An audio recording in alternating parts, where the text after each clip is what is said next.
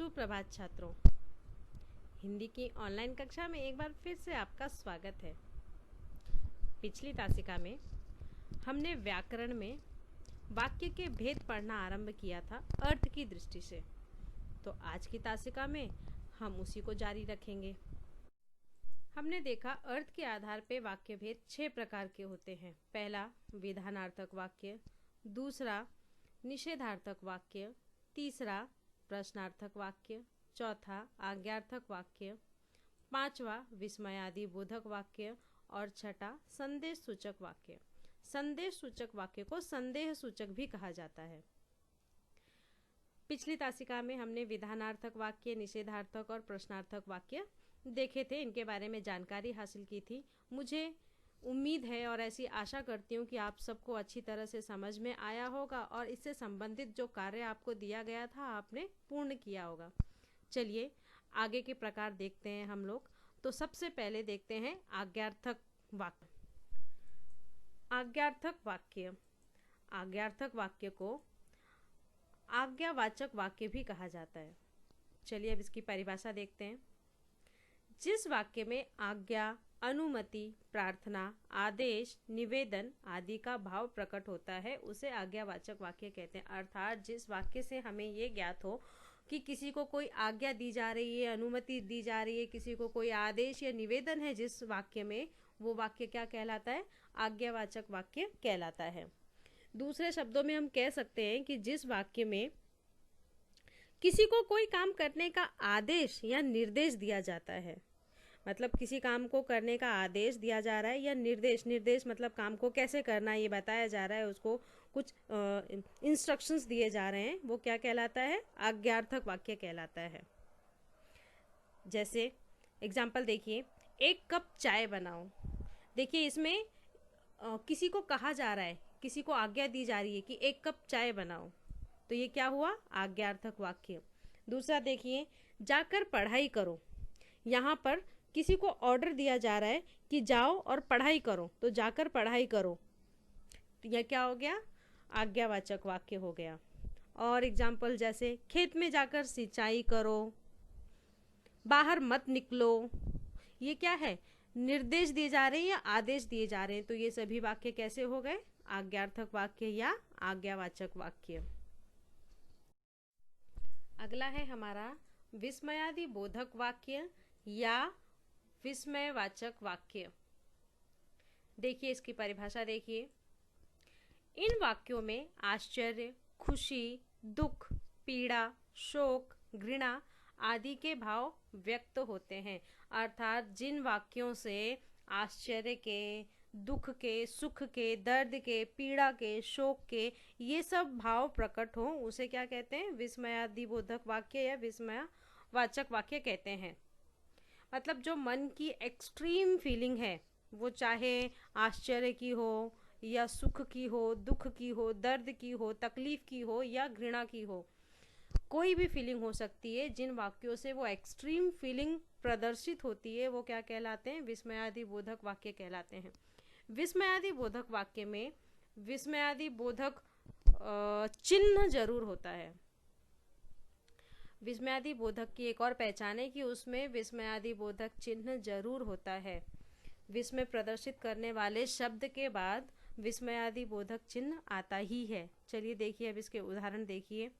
हाय मेरा दांत टूट गया। अब इसमें हाय शब्द विस्मय को प्रदर्शित कर रहा है, दुख को प्रदर्शित कर रहा है कि हाय मेरा दांत टूट गया, तो ये क्या हुआ? विस्मयादि बोधक वाक्य हो गया। दूसरा देखिए, वाह कितनी सुंदर साड़ी है। ये आश्चर्य, यहाँ पे वाह शब्द आश्चर्य को प्रकट कर रहा है कि वाह कितनी सुंदर साड़ी है, वाह कितनी सुंदर साड़ी है। ये देखिए चिन्ह दोनों एग्जाम्पल में देखिए विस्मयादि बोधक चिन्ह आए हैं विस्मय सूचक वाक्य के बाद, विस्मय सूचक शब्द के बाद। और एग्जाम्पल देखिए, छी यहाँ कितना गंदा कर रखा है तुमने, वाह कितना सुंदर फूल है। और इस प्रकार के अनेक उदाहरण हैं तो जिनसे अपने मन के आश्चर्य, सुख, दुख, पीड़ा, शोक के भाव व्यक्त होते हैं वो क्या कहलाते हैं? विस्मयादि बोधक वाक्य या विस्मयवाचक वाक्य कहलाते हैं। अगला है हमारा संदेश सूचक वाक्य या संदेहवाचक वाक्य। संदेश सूचक वाक्य को संदेहवाचक वाक्य भी कहा जाता है। ठीक है, अब इसकी परिभाषा देखिए। जिस वाक्य में कार्य के होने में संदेह प्रकट हो उसे संदेहवाचक वाक्य कहते हैं। मतलब एकदम क्लियर है परिभाषा से कि जिस वाक्य में कार्य के होने में संदेह, संदेह मतलब डाउट हो, कार्य हुआ है नहीं हुआ है ये क्लियर ना हो, जहाँ पे डाउट हो वो क्या कहलाता है? संदेहवाचक वाक्य कहते हैं। अर्थात जहाँ पे कार्य पूरा होने की क्लैरिटी ना हो, डाउट हो, जहाँ पे कुछ संदेह हो, आशंका हो, वो क्या कहलाते हैं? संदेहवाचक वाक्य कहलाते हैं। जैसे एग्जाम्पल देखिए, शायद वह मान जाए, शायद वह मान जाए। यहाँ पे शायद शब्द डाउट वाला शब्द है, आशंका है उसे कि पता नहीं माने ना माने पर शायद मान जाए, क्लियर नहीं कि वह मान जाएगा। अगर ऐसा होता कि वह मान जाएगा तो ये कौन सा हो जाता? विधानार्थक वाक्य होता। पर यहाँ पे लिखा है शायद वह मान जाए, तो शायद डाउट प्रकट कर रहा है, संदेह प्रकट कर रहा है, अर्थात ये वाक्य कौन सा हुआ? संदेह सूचक वाक्य। दूसरा देखिए, आज वर्षा हो सकती है, आज वर्षा हो सकती है, आज वर्षा होगी नहीं लिखा है, हो सकती है, डाउट है यहाँ पे, कंफर्म नहीं है, तो ये क्या हुआ? संदेह सूचक वाक्य हुआ। अर्थात जिन वाक्यों से कार्य के होने में संदेह प्रकट होता है वो क्या कहलाते हैं? संदेहवाचक वाक्य कहलाते हैं। जैसे शायद इस बार अधिक गर्मी पड़ेगी, इसमें भी शायद शब्द क्या प्रकट कर रहा है? संदेह को प्रकट कर रहा है, तो क्या हुआ? संदेहवाचक वाक्य। तो उम्मीद है इस प्रकार आप लोगों ने वाक्य के भेद अर्थ के आधार पर समझ लिए होंगे। अर्थ के आधार पर वाक्य भेद को देखने के लिए और अच्छे तरीके से समझने के लिए चलिए हम कुछ और उदाहरण देखते हैं। यदि वर्षा रुक गई तो शाम तक लौट आऊंगी। अब बताइए इसमें कौन सा प्रकार है, ये वाक्य का कौन सा प्रकार है? यदि वर्षा रुक गई तो शाम तक लौट आऊंगी। यदि शब्द यहाँ पर डाउट को रिप्रेजेंट कर रहा है कि यदि वर्षा रुकी तो, कंफर्म नहीं है कि वर्षा रुकेगी या नहीं रुकेगी, तो ये कौन सा वाक्य हुआ? ये हुआ संदेहवाचक वाक्य। दूसरा देखिए, अनुराग जी कैसे आना हुआ। इस शब्द में कैसे प्रश्न सूचक शब्द आया है, प्रश्न सूचक शब्द है, लास्ट में क्वेश्चन मार्क है, तो ये कौन सा हुआ? प्रश्नार्थक वाक्य। तीसरा देखिए, सारे देश में पन्ना का नाम मशहूर है।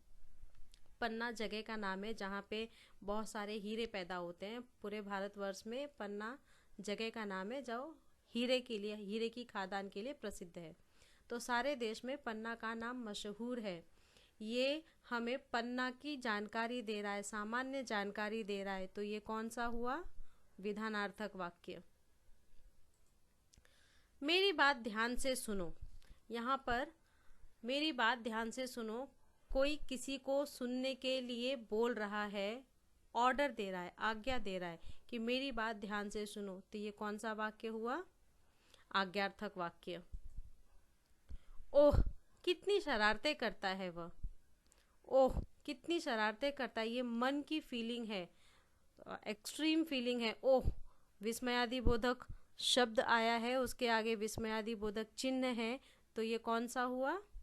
विस्मयादिबोधक वाक्य। अगला देखिए, हे मानव पानी का सदुपयोग करो।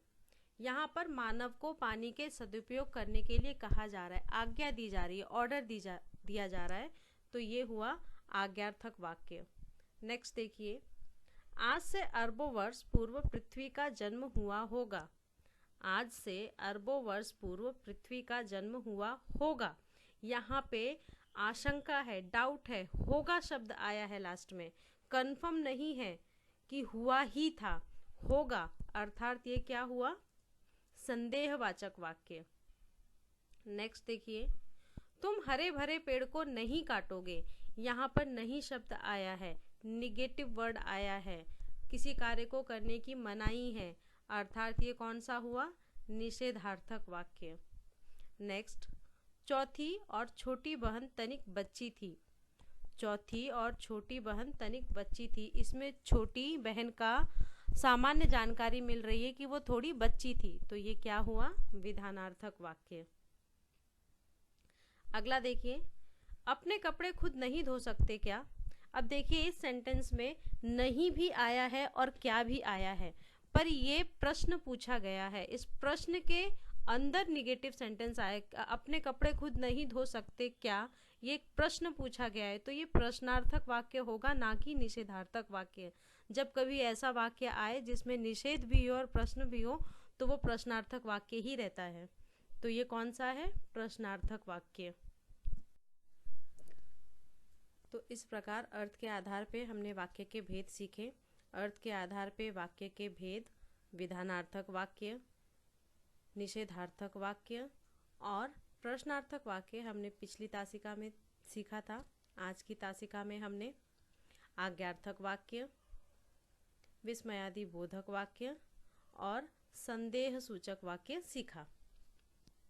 उम्मीद है कि आपको ये सभी प्रकार अच्छी तरीके से समझ में आ गए। पिछले तासिका में मैंने आपको कार्य दिया था कि प्रारंभ के जो 3 प्रकार हैं, इनसे आपकी पाठ्य पुस्तक से 3-3 सेंटेंस, 3-3 वाक्य ढूंढकर लिखने हैं।